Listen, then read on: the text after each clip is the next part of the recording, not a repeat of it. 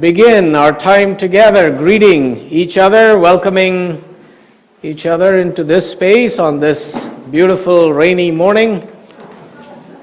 Please turn around, greet your friends, make new friends, welcome our guests, both here in person and online.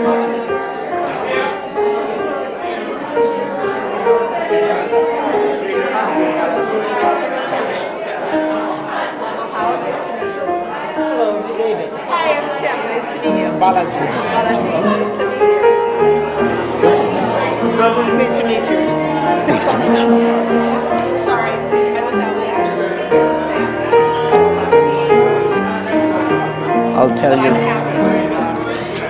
I'll tell you later about Holi and wine.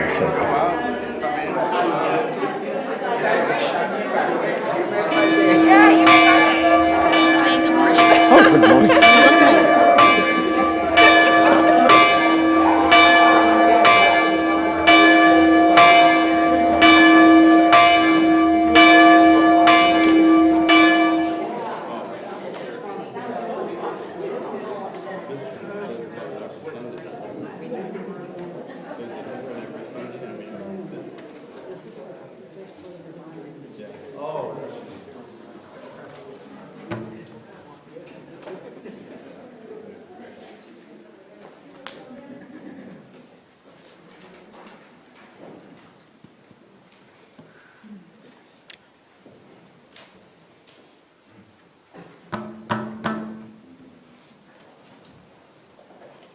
I'm going to be playing in Abhi.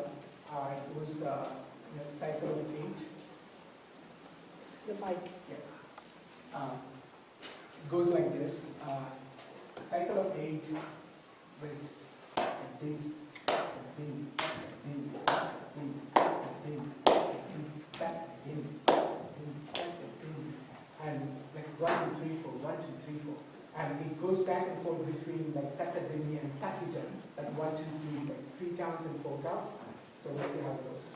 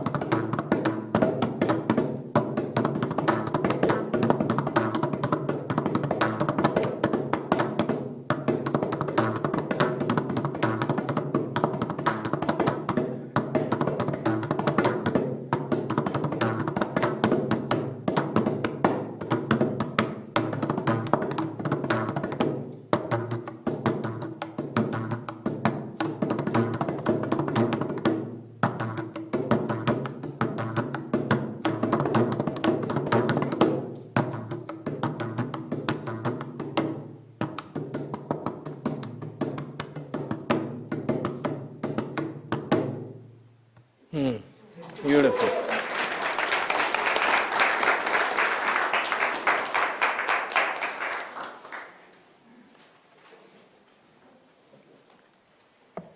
Thank you, Balaji. And we will hear more later in the service today. Good morning. I'm Abhi Janamanchi. My pronouns are he and him. I am a brown-skinned Indian male. Some say I'm middle-aged, older. And I'm wearing a purple vest and have a graying mustache. And I welcome you to Cedar Lane Unitarian Universalist Congregation. Whoever you are, whomever you love, whatever your beliefs, your gender identity, sexual orientation, documentation status, and disability, and wherever you're joining us from today, at home or in person, you're welcome to bring your whole self here. Thank you for choosing to join us, for taking a risk to join us for worship today. A very special welcome to those of you who are new to Cedar Lane this morning. And if you're joining us for the first time today or still feel new, please raise your hand if you feel comfortable doing so, if you're here in person, so we can give you a warm Cedar Lane welcome.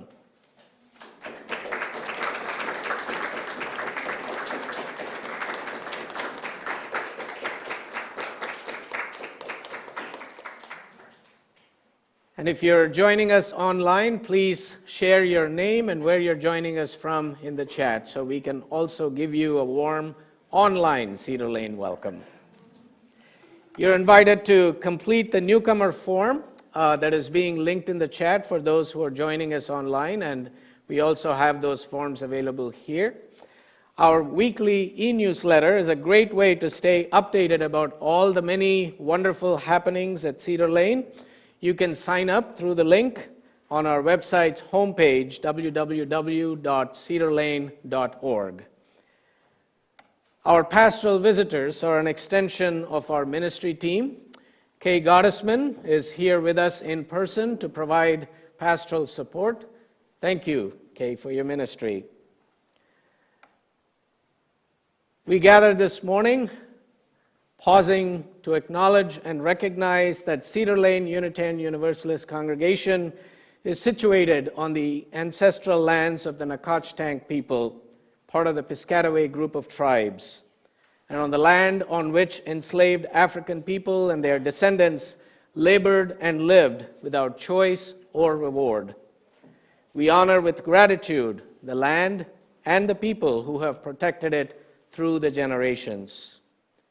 We gather this morning in gratitude for all who have gone before us, whose love and labor help create and sustain the mission and ministry of our religious community. In this spirit, we gather. In this spirit, we worship.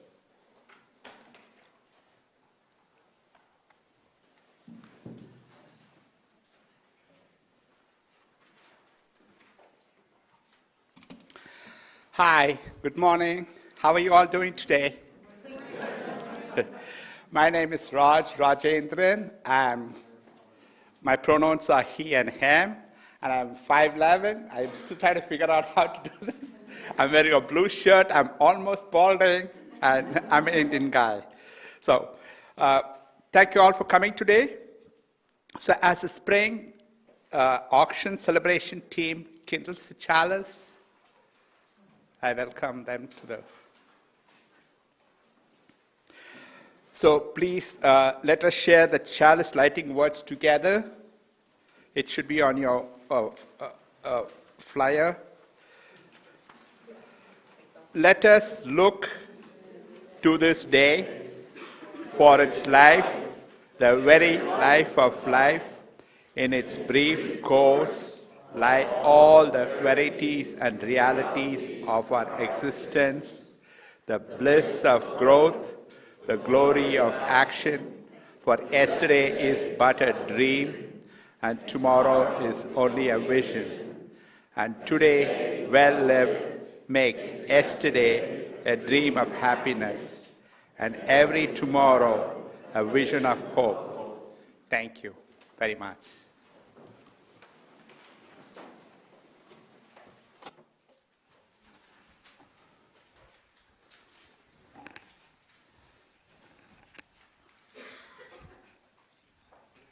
Please rise in body and or in spirit to sing Enter, Rejoice, and Come In, number 361.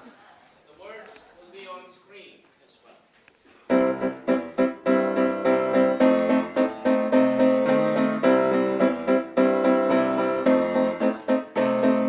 Enter, rejoice, and come in.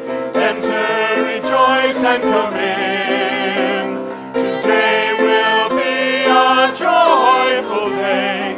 Enter, rejoice, and come in. Open your hearts to the song. Open your ears to the song. Today will be a joyful day. Enter, rejoice, and come in. Open your hearts, everyone. Open your hearts, everyone. Today will be a joyful day. Enter, rejoice, and come in.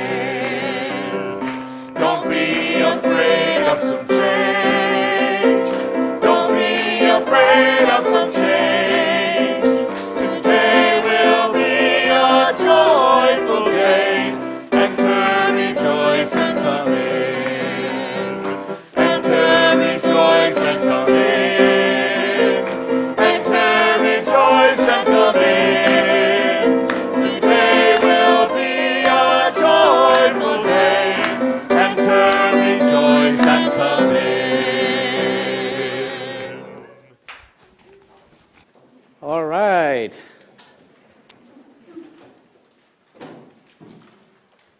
Friends, there are some seats up front, which I know people enjoy sitting up front, but you're welcome to join us, and there are some seats here as well. Feel free.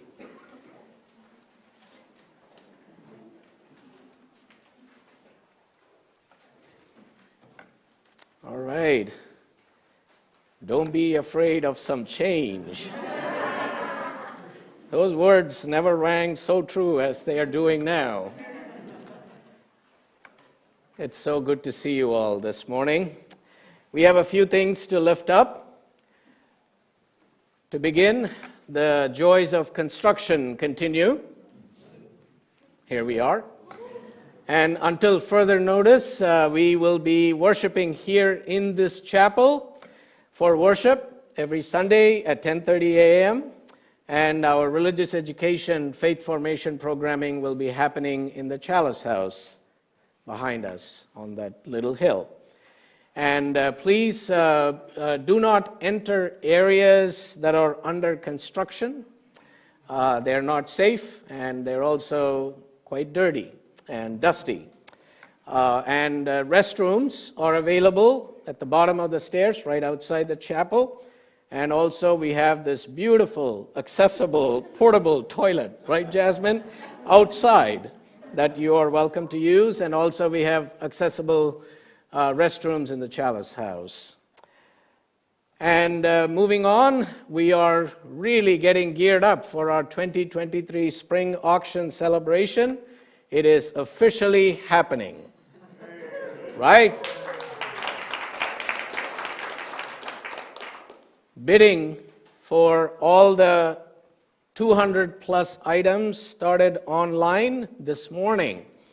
And there are all kinds of goodies. I kind of lost track of what I was supposed to be doing, which was finishing my reflection today, as I started browsing the wonderful list of things that are there. My goodness, it's truly a joy to go through all those items. Please check your email if you're on our email list for the announcement about the online auction that you can then tune into, but you can also find it on our Cedar Lane homepage. And then the tickets continue to be on sale for the in-person live celebration on May 13th, which we will be having at UU Rockville. And you will be able to purchase them online or pick them up after the service. Today we're going to be having our hospitality coffee, and I saw some goodies too, cookies and donuts and all kinds of things to feed our souls and our spirits. They'll be in the library, so you can check them out when you go there. And I hear we're still looking for a few more folks who are willing to provide some healthy, or actually tasty appetizers. That if you're able to provide them, we're grateful, and there will be a sign-up sheet in the library for those of you who would like to sign up. And today is Celebration Sunday, which is an opportunity for us to come together to celebrate our commitment and our generosity to our religious community, to support its many ministries and programs, its mission. And so today, we come together to celebrate the generous support of all those who have made a pledge of financial support this year. Over 230 households have made a commitment of over $730,000.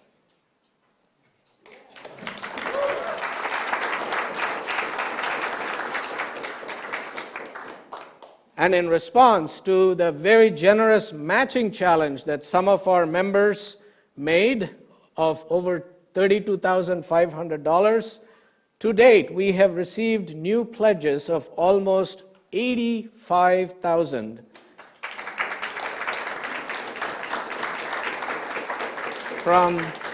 from 31 households, and an increase of almost $10,000 from 8 households. Friends, that is incredible generosity. You know, we hear that, you know, giving begets more giving, generosity begets more generosity. Well, this really shows that indeed generosity inspires more generosity. And we are still getting towards our larger goal of $900,000. And if you have yet to make a pledge this year, please do. Any amount will be gratefully received. And if you have already pledged and feel moved to increase your commitment this year, now is the time to do it. You may have noticed some pledge cards awaiting you when you arrived and tried to find a seat. You're welcome to use them. And you can turn them in after the service. Our generosity team will be in the library to receive and thank you for your generosity. Thank you all for your generous support. I also want to take a moment to thank members of our generosity team who are present here today. Would you please rise so we can see and recognize and thank you for your tremendous work. I think they're already in the lounge. Betsy Devlin Foles is the chair of our generosity team this year, and Helen Worth and Jill Russ and Karen Derland, Jen Morley, our executive director. Who else am I? John Dunn. Thank you all. Thank you for your tremendous work in guiding us and inspiring us through our generosity campaign. And to show our gratitude,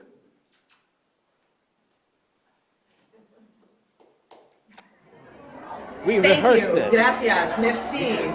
Thank you. Thank you. Thank you. Gracias. Thank you, Cedar Lane, for pledging. Thank you. Thank you. Thank you. Thank you. Thank you. Thank you so much. Thank you. Thank you. Thank you. Thank you. Thank you. Thank you. Thank you. Thank you. Thank you very much, Cedar Lane. Yeah, we are running. 5, 4, 3, 2, 1. Hit it. Thank you. Maybe I should do that again. Thank you. No, I'll do it.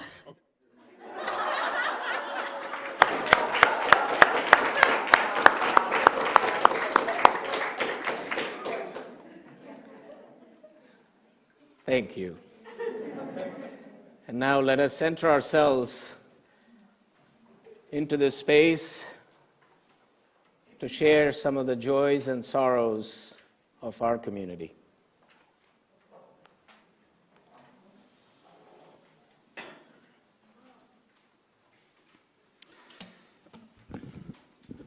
Hi, good morning. My name is Rajendran. I'm here to share the joys and sorrows for today. Let us center ourselves and enter into this moment, calling upon all the sources of love that are within, among, and around us.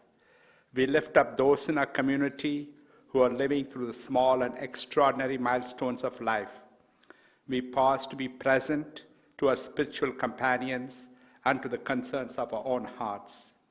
Within our Cedar Lane community, congratulations to Solomon and Carmen Sparling on the birth of their twin daughters, Lillian and Angela, on April 20.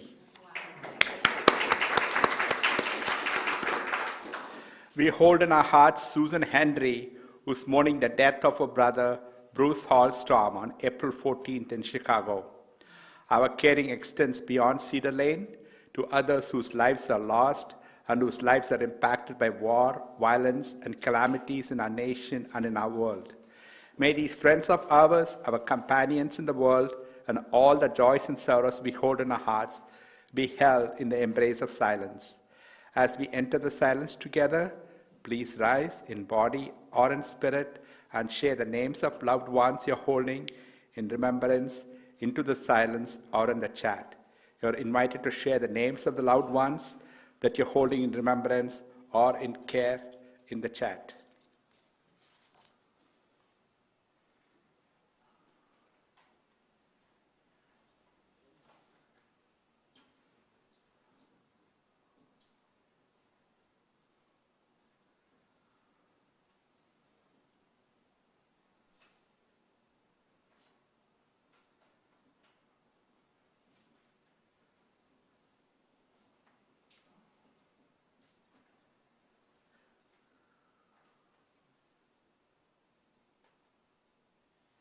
Thank you.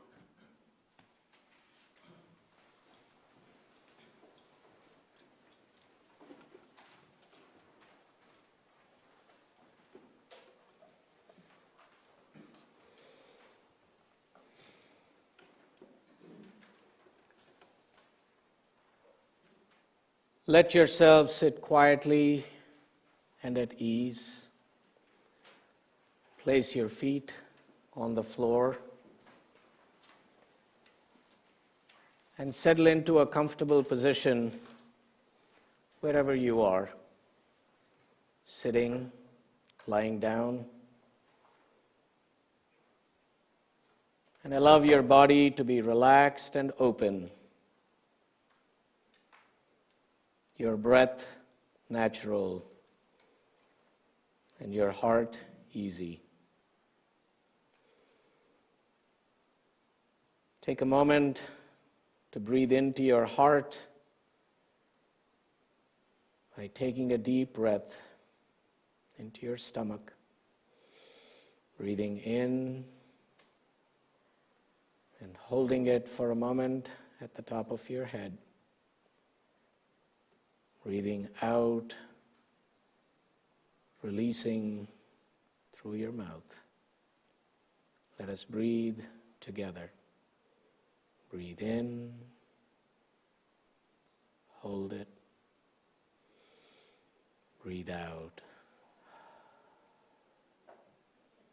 Breathe in, breathe out.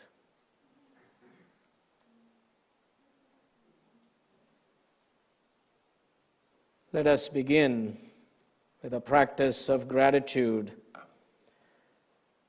by feeling how year after year we have cared for our own lives. Let us begin to acknowledge all that has supported us in this care. With gratitude, we remember the people, animals, plants, insects, creatures of the sky and sea, air, and water, fire and earth, all whose joyful exertion blesses our lives every day. With gratitude, we remember the care and labor of generations of elders and ancestors who came before us. We offer gratitude for the blessing of this earth we have been given. We offer gratitude for the measure of health we have been given. We offer gratitude for family and friends we have been given. We offer gratitude for this community we have been given. We offer gratitude for the life we have been given.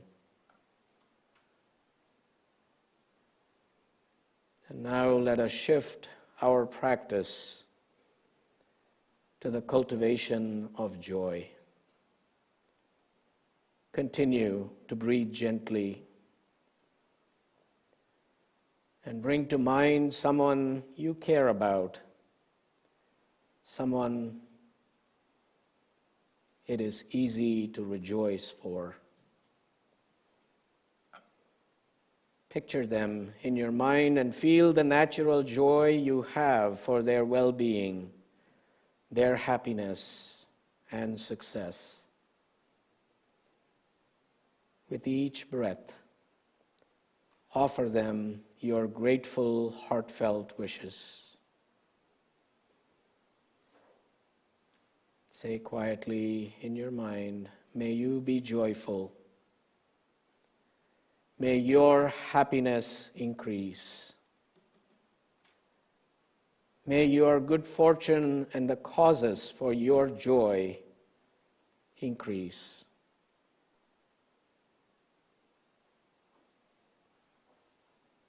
May you be joyful. May your happiness increase. May your good fortune and the causes for your joy increase.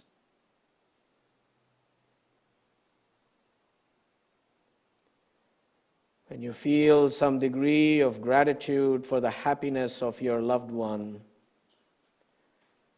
extend this practice to other loved ones and benefactors in your life.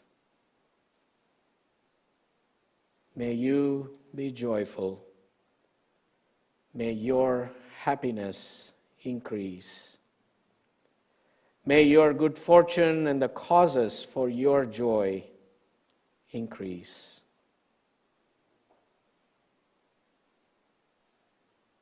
Think of family and friends, teachers, mentors, fellow travelers, co-workers, people in this community, in the larger community, in our world.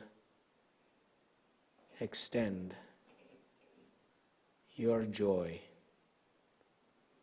to them.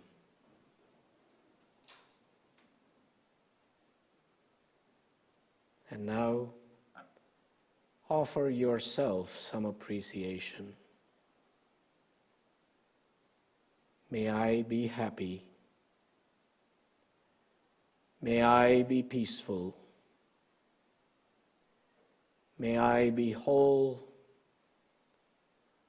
May I be filled with loving kindness. Peace, peace, peace. Om Sarvesham Swastir Bhavatu. Sarvesham Shantir Bhavatu. Sarvesham Purnam Bhavatu. Sarvesham Mangalam Bhavatu.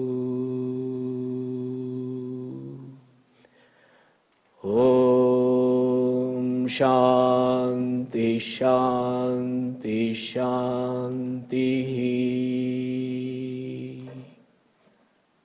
Om Shanti Shanti Shanti.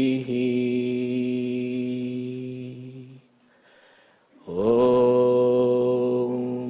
Shanti Shanti Shanti.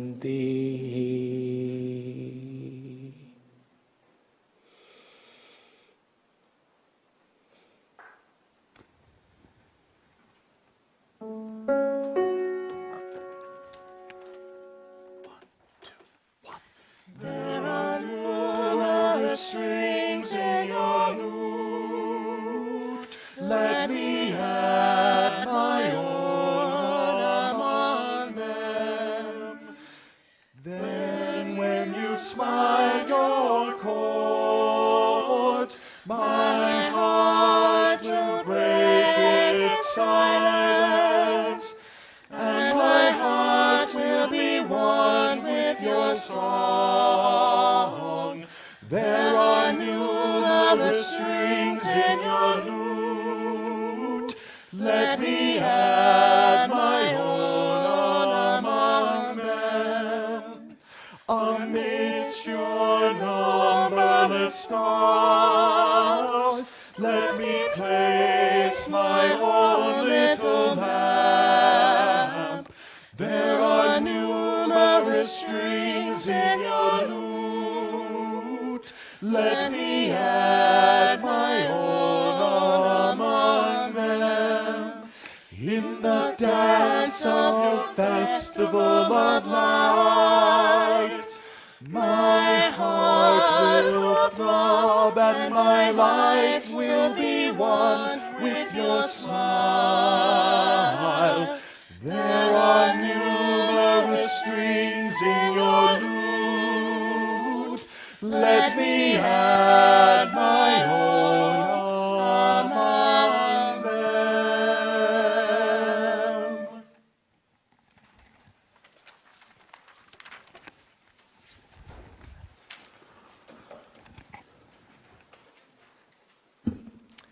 Hello. I practiced doing this sort of off the cuff, and it was really long. Good, but really long. So I'm going to sort of semi-read this so that you don't kill me. So anyway, good morning. I'm John Dunn. I'm a bit of a last-minute sub because Vicky Strella had wanted to give a affirmation today, but she's home with a bug, unfortunately. So I'm in her spot. But I'm glad it worked out this way. I'm not glad that Vicky's home with a bug, but I'm glad that I have the opportunity to say a few words. I went on a long ramble with the dogs through Rock Creek Park yesterday to think about what I wanted to say, and I think what it came down, I realized how much I really wanted to say an affirmation, and there were two things in particular that I wanted to say. One is I wanted to say thank you to all of you for what Cedar Lane has been for me and my family over the past couple of decades. And also I want to say thank you for what it is becoming and what it's going to be. So my wife, Catherine, and I had a baby girl named Lily, who was born prematurely and who died at birth. And that, coincidentally, was actually 25 years ago on this day. And after that loss, we subsequently learned that we wouldn't have a baby biologically, and so we decided to form a family through adoption. And at least at that time in the state of Maryland, if you were going to adopt a baby, you had to go to an adoption class, and that class happened to be held here. And so that was the first time we set foot on Cedar Lane, was to attend that class. And we knew as we entered the process of adopting that we wanted to have a religious and spiritual home for our family, and we intended to check out different denominations, frankly, and different congregations. We decided to start here based on our experience with the adoption class, and we never went anywhere else. We felt this was the first and last stop. So we did adopt our older daughter Natalia in 2003 and our daughter Raisa in 2006. And in the subsequent 2 decades, I guess it's been, this congregation has provided many of the really key moments in our life. As I look back on those decades, I think about spring bee activities, trips to Camp Takwag, the water ingathering at the end of the summer, craft day, definitely a highlight of the year for our family, and the candlelight Christmas Eve services. All of those are really treasured memories for us and our family. And those moments were all made possible by all of you and your giving of your time and money and selves to create what was a very beautiful resource over the last couple of decades for our family. So I thank you very much for that. But the second thing I want to say is thank you for what is to come. Cedar Lane has changed a lot since we arrived, and I think that the renovations are going to make this an even more beautiful space than what was already a campus that impressed us as being so beautiful when we arrived. The congregation, it's a congregation, not a church, that's a change, and it is a congregation that has become clearly a much more diverse and welcoming place during the time that we've been here. And we have a ways to go, but we've definitely seen change, and that's fantastic. At the same time, there's challenges. It's a smaller congregation than it was when we started, and it's a congregation that faces some financial challenges. So I feel like it's at something of a point of inflection. It can't be what it was, and we're not exactly sure what it's going to be going forward. And I feel the same way about myself. Over the past 20 years, my identity has basically been dad and hospital manager, my occupation.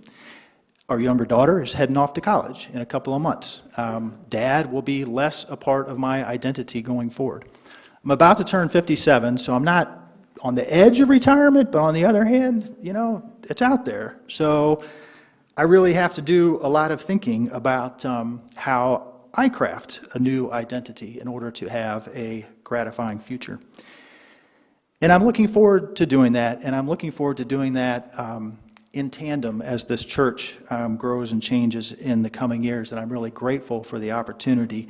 I look forward to the future with a little bit of trepidation, both for the church and for myself, but at the same time with a lot of hope and optimism. And I know that all of us together can really create a beautiful future here.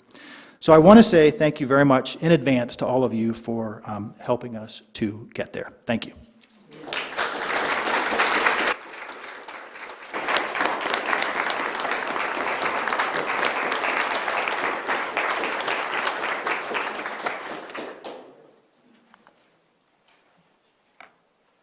Thank you, John, for your powerful affirmation. We're grateful for being on this journey with you. I realized, I guess we're not spring chickens anymore. Just how much has changed in 10 years, right? You and I had such dark hair and all that. Every Sunday we give and receive an offering to sustain the mission and ministry of our congregation and a community organization that is in alignment with our mission. This is an opportunity for us to affirm publicly the love and the joy that we carry towards our religious community and express our gratitude, both symbolically and visibly.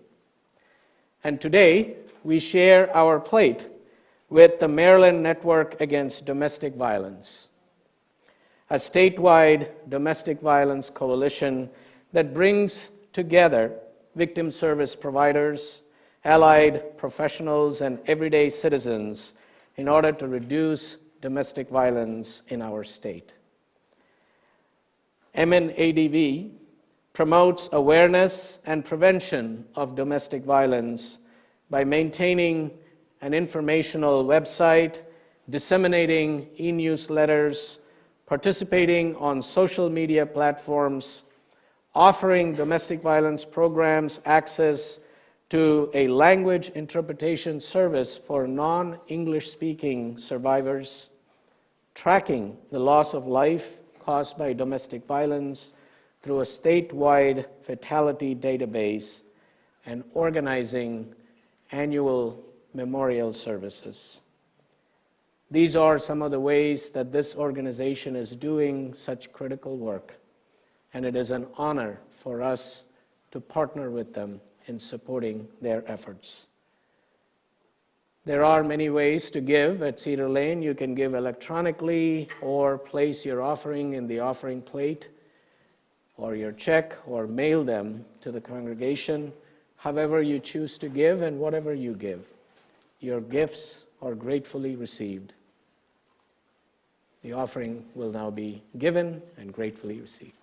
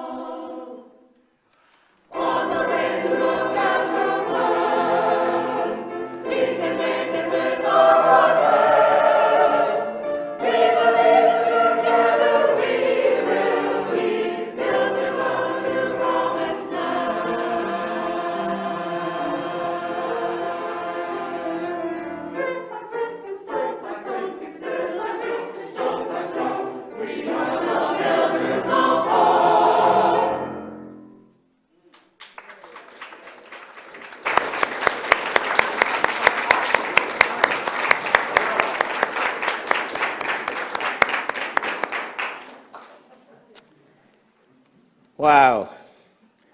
Our choir made space for joy in this space last Wednesday. When they returned here, they just filled this entire section and just created so much joy. Thank you, Travis, for your wonderful, wonderful ministry. And for members of the choir, for your joyous, joyous singing. Thank you. You see, just because the building renovation is going on doesn't mean we don't make room for joy, right? We make room. So today's service honors Holi, one of the most joyous, colorful festivals celebrated in India, in Nepal, Bangladesh, and around the world. Holi is an occasion that brings in just unadulterated joy and mirth and playfulness and fun, music and dance, and of course, lots and lots of bright colors.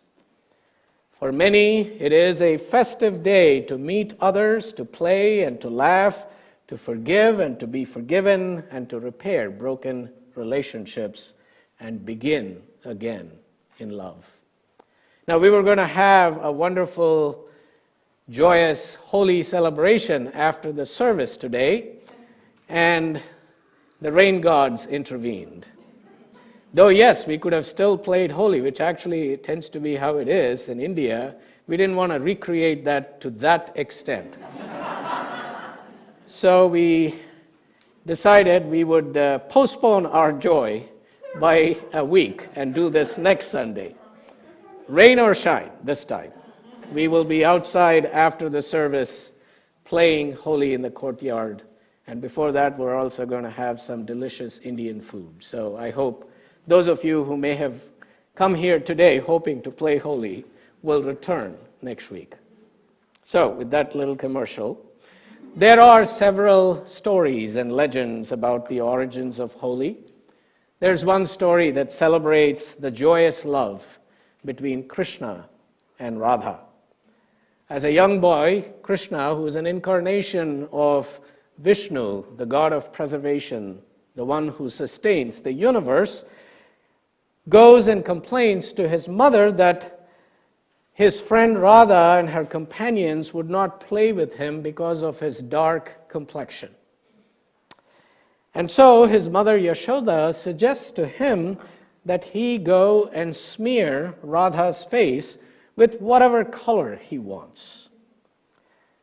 And so Krishna does that. And ever since then, the playful coloring of Radha and Krishna's faces has been commemorated as Holi. Now there's another prominent story, which is about the child Prahlad, which means delight in Sanskrit, and his tyrannical father king Hiranya. It's the story of how the power of love wins over loveless power. Hiranya was a megalomaniac who wanted to be worshipped and used religion and power to attain dominion over others. Familiar, eh? Prahlad resists this, his father's tyranny, and remains steadfast in his love and devotion to Vishnu. And his loyalty to a higher truth is the source of his courage and his willingness to even risk his life, and he prevails. So that's another story around Holi. Now, traditionally, Holi is celebrated over 2 days in India. It begins on the evening of a full moon with a public bonfire, and the ancient symbolism of a bonfire is a place and a time of letting go. It's a time of purification, inner and outer purification, letting go of deadening habits, old hurts, and making way for the new and for rebirth. Now, we're familiar with that ritual here in spring, right? We do our spring cleaning around our households, and that's, partly what is part of this tradition, even if it is in India. The next day is when the central ritual of Holi, which is the throwing and smearing of colors by family, friends, and strangers alike, happens, which is what gives this holiday the common name, the Festival of Colors. And the colors represent the range of human emotions and the diversity of life's many experiences. So Holi is a call. It is a call to connect with the infinite, the holy, within, among, and around us, through the richness and the realness of the body, mind, and spirit. Holi is a call to live this life fully through the fearful joy of release, renewal, and rebirth. And Holi is a call to joy as service, as play, and as hope. In the Hindu tradition, there are three goals in life: Sat, Chit, Ananda. Sat means truth. Chit means consciousness, to be aware, attentive. And Ananda means bliss. Awesome. And Ananda also means joy. Thank you. Those of you who were there last Sunday, remember that story, right? About Ananda, big joy. The ox. Remember that? Yes? You've already tuned me out.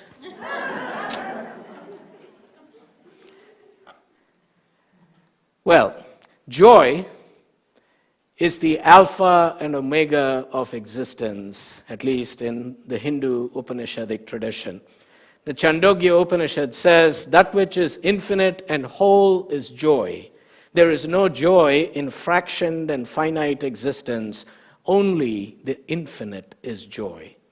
But one must desire to understand the infinite. One must desire to understand the infinite, even though the infinite is not all goodness at times. One must desire to understand the infinite, including the depth and suffering that can seem to dominate, but are ultimately finite. It is the infinite that is holy ground, all of it. It is the infinite that is joy. And so, joy is our birthright that calls us to live each moment fully.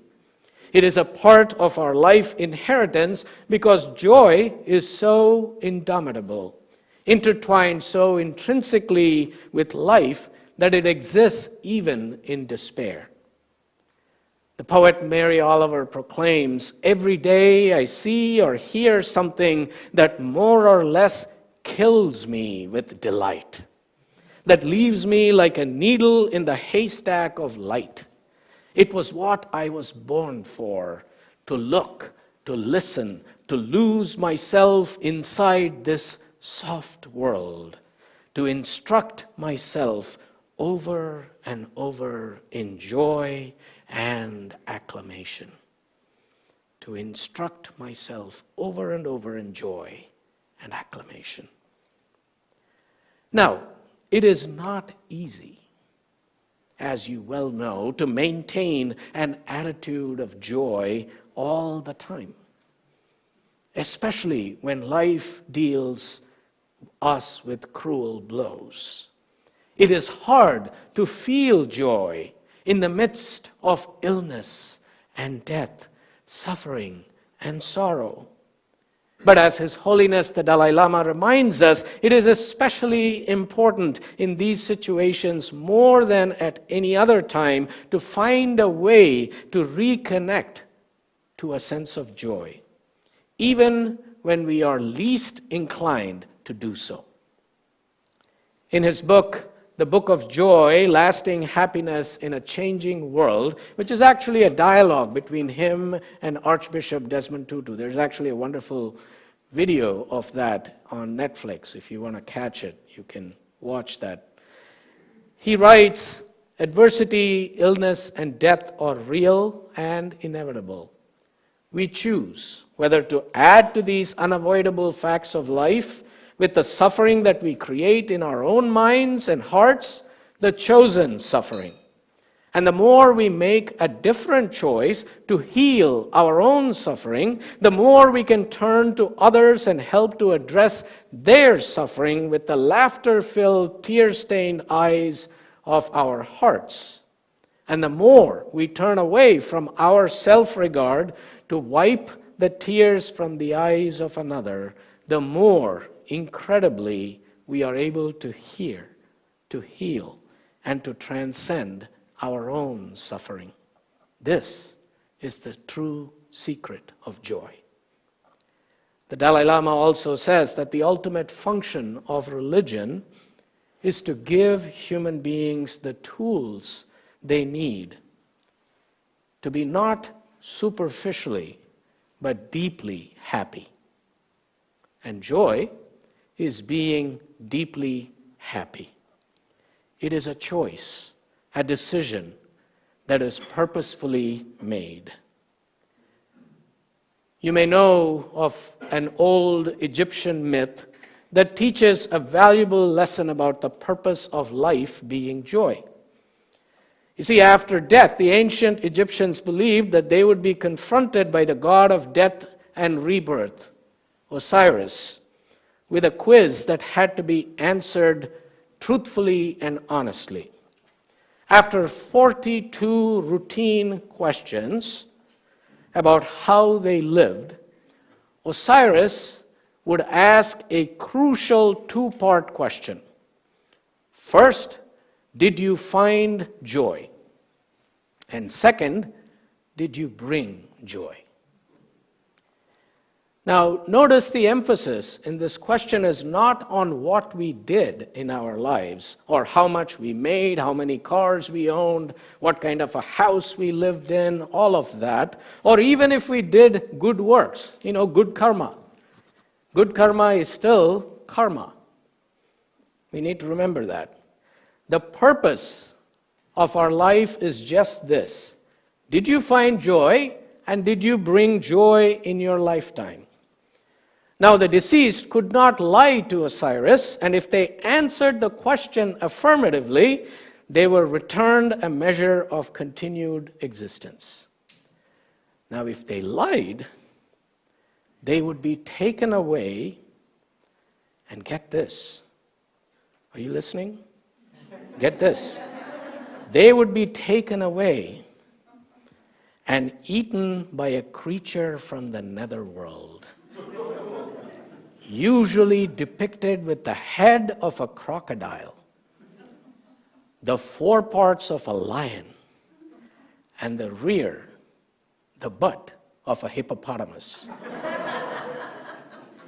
Imagine that. I mean, look at the imagination of ancient Egyptians, really. But the question, did you find joy? Did you bring joy?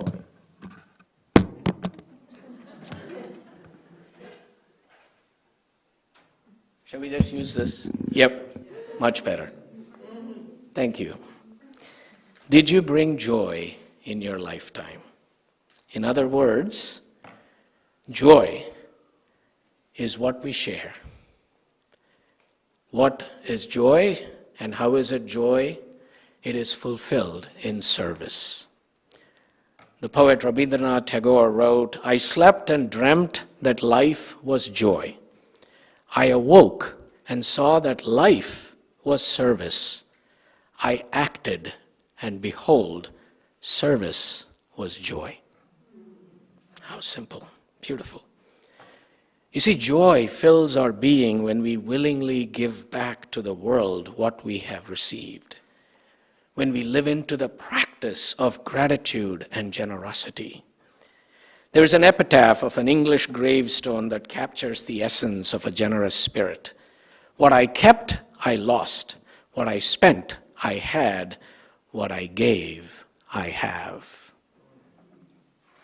The good life is a matter of giving rather than taking, sharing rather than hoarding, generosity rather than greed. It took me until midlife to realize that we gain our lives by giving them away. For in the end, we possess nothing except what we have shared or given away. And joy is a lifetime invitation to play. You know, in the Hindu tradition, the Sanskrit word lila means play. It signifies both the enjoyment of this earthly moment and the playfulness of the divine. When Radha and Krishna smear colors on each other, they are engaging in lila, divine play. And play at its fullest and finest is an end unto itself, not just a means to rejuvenate the body or replenish the spirit. Assuredly, humor is at the heart of a joyous spirit. But lamentably, in religion, too often the scowl of disapproval takes the place of the howl of laughter. And this incompatibility of laughter and theology is rooted in early church theologians like Saint Chrysostom, who said, "Laughter does not seem to be sin, but it leads to sin." And to that I say, amen. See, on the contrary, humor assaults sin. Belly laughter. Remember seeing His Holiness the Dalai Lama. When he laughs, it is a full body laugh. I mean, it just emanates from deep below, from within, and then ripples out. It's such a joy to see. It is a free expression of one's whole being. Furthermore, a shared laugh reveals the playing field, levels the playing field, and creates a sense of communion among fellow pilgrims. In Henry Miller's novel Tropic of Capricorn, he writes, "I don't say God is one grand laugh. I say that you've got to laugh hard before you can get anywhere near God. My whole aim in life is to get near to God, that is, to get nearer to myself." His last point is particularly important. The nearer we come to meeting God, the Holy, the nearer we come to encountering ourselves. And laughter provides that medium. When we look at the lives of sages and prophets of history, we see that they knew how to laugh at themselves and with others, not at others. They merged activism with play and humor, good deeds with good times. Dr. King was known to be goofy and funny during some meetings, especially with his close friends and confidants.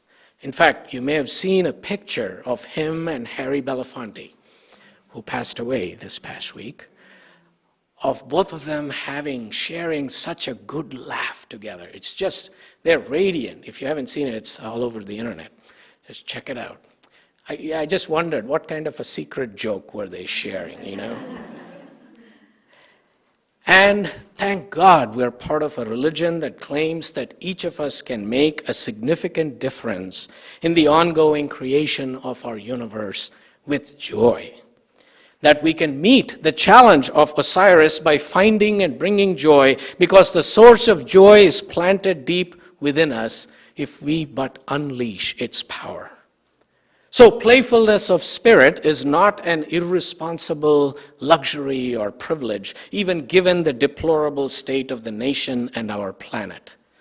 We really need more laughers, singers, dancers, and not joyless crusaders for peace or the climate or whatever.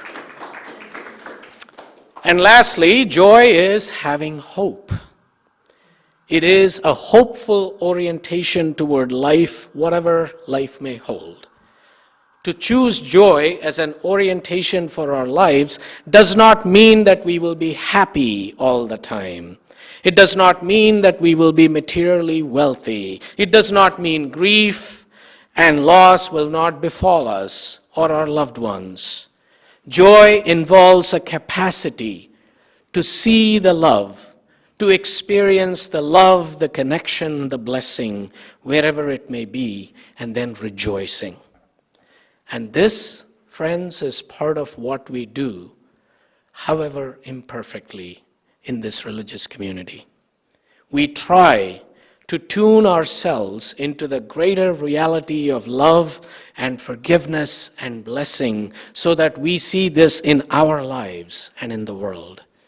And here we come together to learn and practice the trust that life is fundamentally good, a miracle, really. And here we remind ourselves to be struck by awe and wonder wherever it may appear, and it will appear. And here we claim and validate our reality in goodness and love. And here we choose joy, holy, holy joy. So let me conclude my rambling reflections with a story I've shared before. This comes to us from the Reverend Tom O'Toole, who tells about how the Christian scriptures were translated from English into the Inuit language.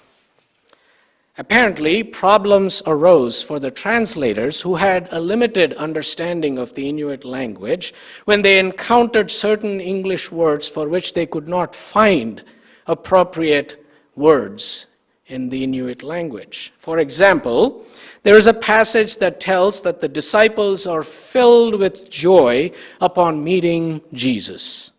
But since they could not find a suitable word for joy in their search, the translators had to find another way to express the same meaning.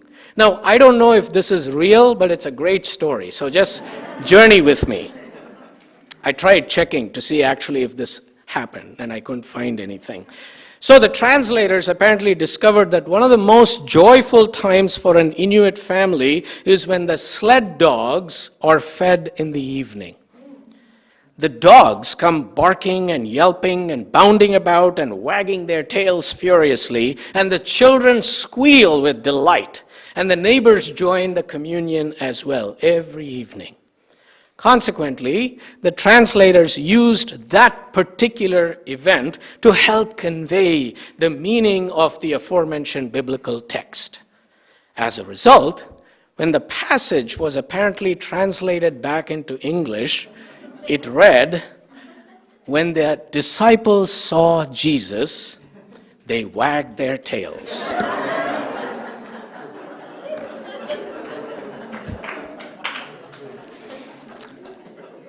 Tom writes, "Our earthly assignment is to bark and yelp wildly, gambling and wagging our tails as furiously as possible, so that our joy might prove catching and all creatures of the universe might clap their hands, sing and dance and join in life's perpetual celebration of happiness." And to that I say, Amen. Woo! Woo! Woo!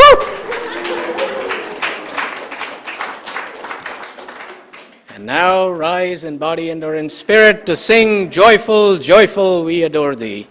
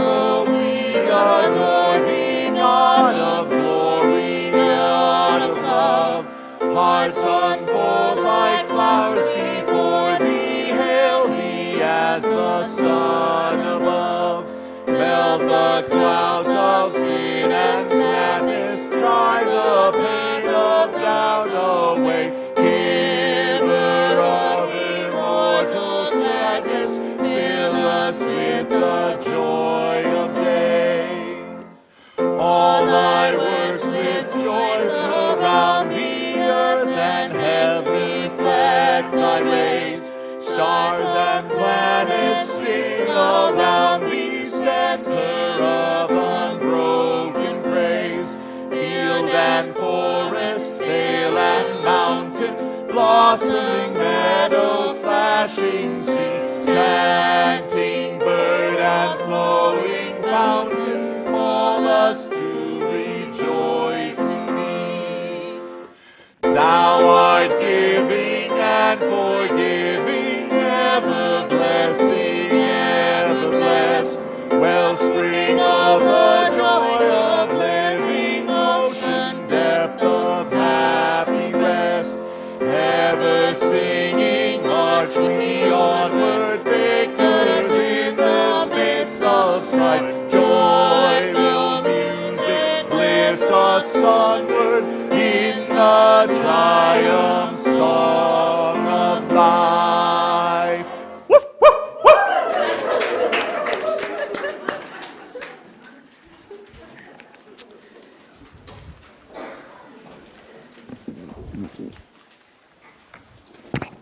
I share the words of benediction, I want to offer my gratitude to our amazing music ministry team.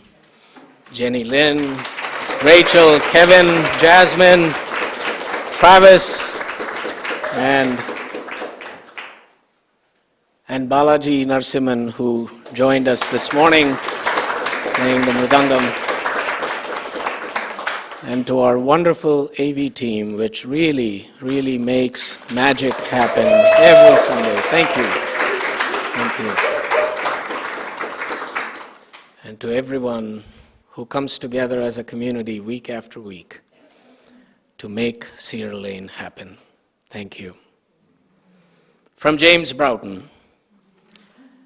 Go gloom, begone glum and grim, off with the drab, drear, and grumble. It's time, it's past time to come undone and come out laughing. Time to wrap killjoys in wet blankets and feed them to the sourpusses.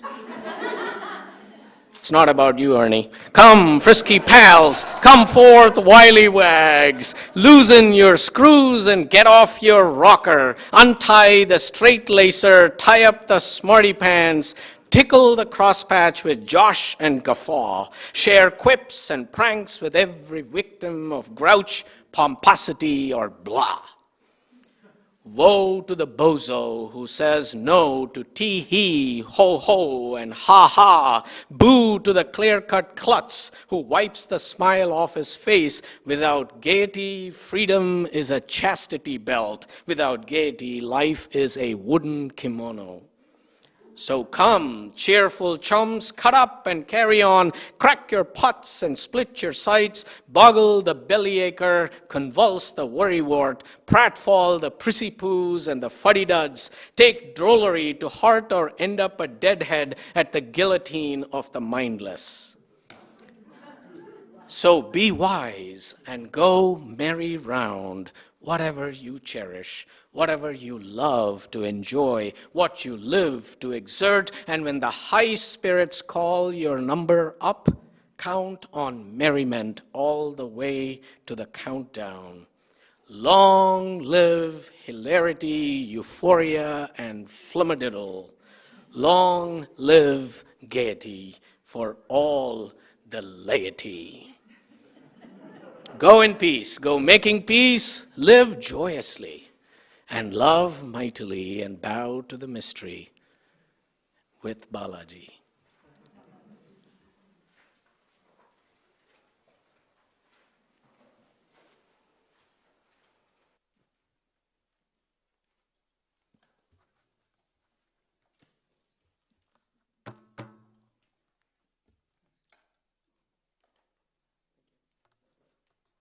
So this is going to be in Aditalam as well,